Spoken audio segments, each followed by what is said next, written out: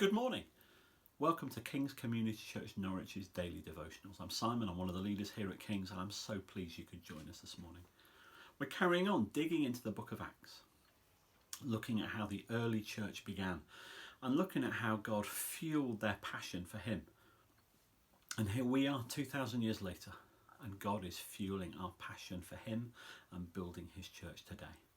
Today we're going to be looking at the book of Acts. We're going to look at chapter 19, verses 21 to 41.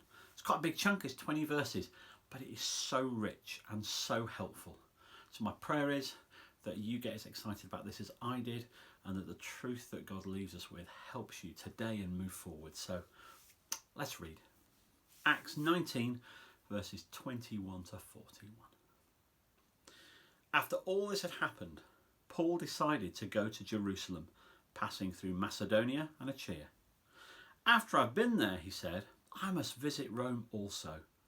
He sent two of his helpers, Timothy and Erastus, to Macedonia, while he stayed in the province of Asia a little longer. The next section is headed the riot in Ephesus. About that time, there arose a great disturbance about the way. The term Christianity doesn't occur very often in the Bible. I think it's only 3 occasions. However, the way is the term that was used to describe those early Christians, those followers of Jesus, those who had given their life to God. They were followers of the way. So when it says there arose a great disturbance about the way, speaking about Christianity. A silversmith named Demetrius, who made silver shrines of Artemis, brought in a lot of business for craftsmen there. He called them together, along with the workers of the related trades, and said, You know, my friends, that we receive good income from this business. And you see and hear how this fellow Paul has convinced and led astray many large numbers of people here in Ephesus and in practically the whole province of Asia. He says that gods made by human hands are no gods at all. There is danger, not only that our trade will lose its good name, but that the temple of the great goddess of Artemis will be discredited, and the goddess herself, who's worshipped throughout the province of Asia and the world, will be robbed of her divine majesty. When they heard this, they were furious. They began shouting, Great is Artemis of the Ephesians. Soon the whole city was in uproar. The people seized Gaius and Archicritus, Paul's travelling companions from Macedonia, and all of them rushed to the theatre together. Paul wanted to appear before the crowd, but the disciples would not let him. Even some of the officials of the province, friends of Paul, sent a message begging him not to venture into the theatre. The assembly was in confusion. Some were shouting one thing, some another.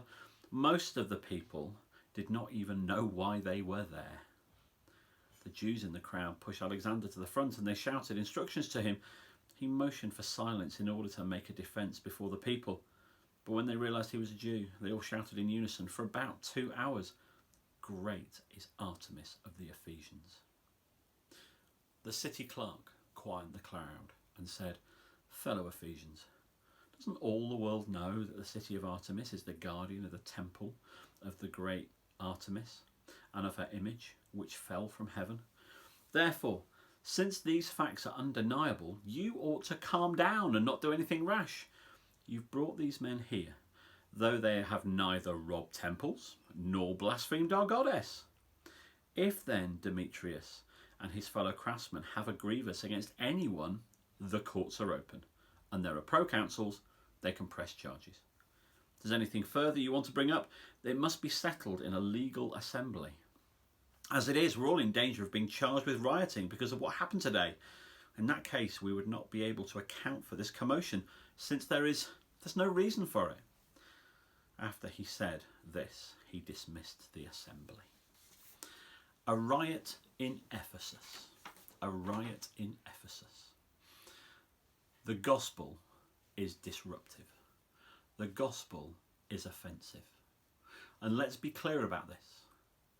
That is what caused that riot in Ephesus.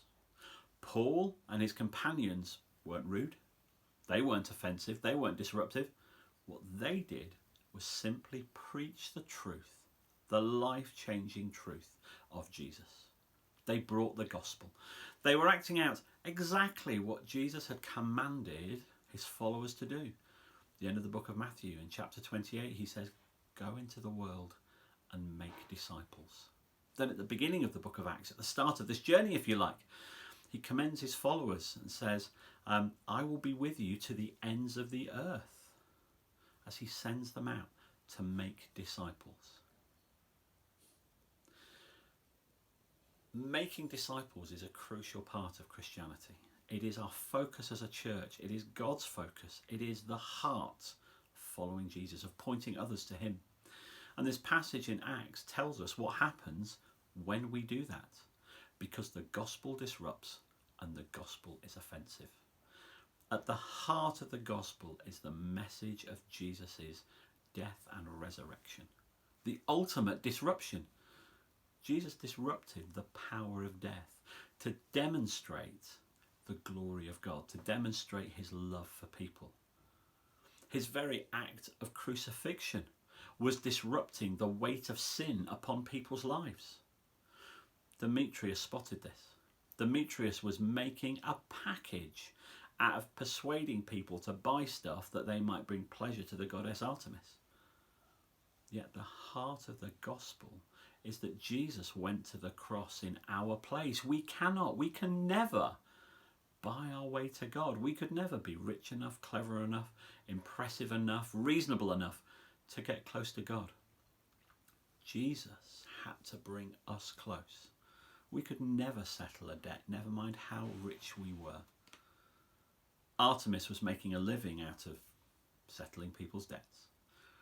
But the truth of the gospel disrupted that. And when people realised how powerful God was, how wonderful the gospel was, and that they didn't need trinkets for Artemis, suddenly Demetrius's income dropped.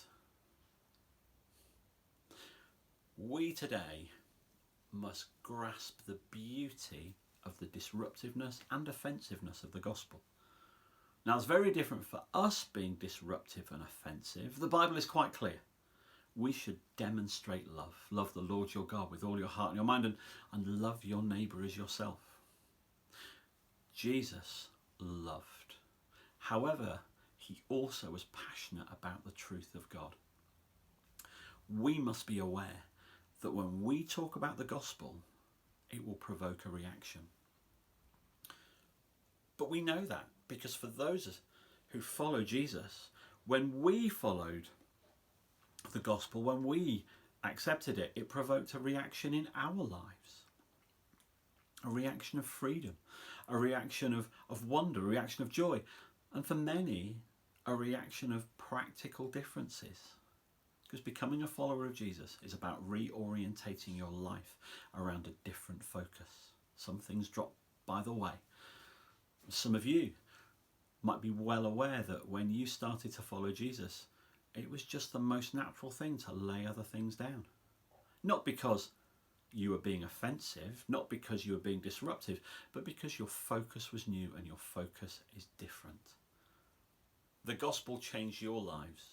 It challenged your life, and it will do that of others, of those who encounter it. It changes lives because it challenges the values of this world and asks people to value God. In the book of Corinthians, the message of the cross is described as foolishness to those who are perishing. That message of the grace of God can sound foolish, and in 1 Peter, the gospel is described as a stone of stumbling, a rock of offence, because it brings such a different message to the other messages of this world. However, we mustn't let this cause us to have fear about bringing that message in, because we stand on the rock. We mustn't let us be in the grip of fear. Oh no, what will people think? What will people say? Because we are going with God. As I've already mentioned, Matthew 28 is quite clear. Go and make disciples. At the beginning of Acts, Jesus says, I am with you. We go in the strength of the Lord. And as we saw from that passage, God went ahead. He was the one changing lives. The disciples accepted the disruption, but they knew that offence was so based on truth they could be confident. If I could share a personal story for a moment, those of you that know me know I'm a secondary school teacher and that I teach religious education. I teach RE. I'm one of those teachers who really loves their job. I've been doing it now for about 300 years. And when I started off, I knew I wanted to teach. I knew I wanted to teach RE, but I had a little bit of a hurdle of that I understood it would mean me discussing, chatting about, talking through things that I didn't necessarily believe in, discussing cultures and ways of life that weren't my personal motivation. And heading into my teacher training year, I was just seeking God of like, I don't want to do this. I know it's the right thing, but how do I find that balance? How do I, in my working day, discuss these different beliefs? I do think those guys going into the Temple of Artemis must have had the same thing that you're discussing here in Ephesus, this whole range. Well, at the time I was part of a church in Manchester, and being a musician I was part of the worship band, and there was one weekend where as a worship band we went to serve another church the other side of the Pennines, and during the time of worship, while we were praying, someone from the congregation approached me and asked if they could pray for me, and they did. And then they had what we would call a word of knowledge for me. They believed God spoke something to me and said, and in their own words, I remember it, they said, I don't know what this means, but I feel God would say, let the truth stand up for itself.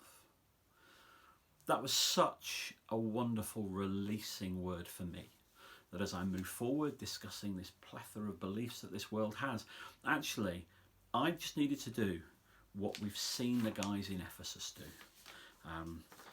The city clerk commented that they have neither robbed temples nor blasphemed our goddess. Those that preached here just preached the gospel. The truth stood up for itself. I found that really helpful, and in my time of teaching it's meant I've felt able to talk about all and sundry, because knowing the truth will stand up for itself is so significant. And that's my prayer for you today, that you, if you know Jesus, have a sense of that boldness, knowing that you don't go forward in your own power, your own wit, your own wisdom, that you go forward knowing the truth of the gospel and the rock upon which you stand. If you found us today and you don't yet know Jesus and you're looking in, can I just commend to you to investigate the truth of the gospel of Jesus and the life-changing power that it has. It caused a riot, it disrupted, it offended, but it changes lives, it saves lives. Church family, as we finish, I'm just going to read a little bit from Ephesians 6, it's verses 14 to 18. That as we go into today, aware that we have a powerful weapon in our hands and that it might cause offence and disruption and might have an impact on us. Actually, we can be bold, and these are wonderful words from Ephesians 6. Let me read. Stand firm then, with the belt of truth buckled around your waist, with the breastplate of righteousness in place, and your feet fitted with the readiness that comes with the gospel of peace. In addition to all this, take up the shield of faith with which you can extinguish all the flaming arrows of the evil one. Take the helmet of salvation, the sword of the Spirit, which is the word of God, and pray in the Spirit on all occasions with all types of prayers and requests. With this in mind, keep on praying for all the Lord's people. We have a gospel of power. We have a gracious God. We have truth. Be blessed today, church family. God bless.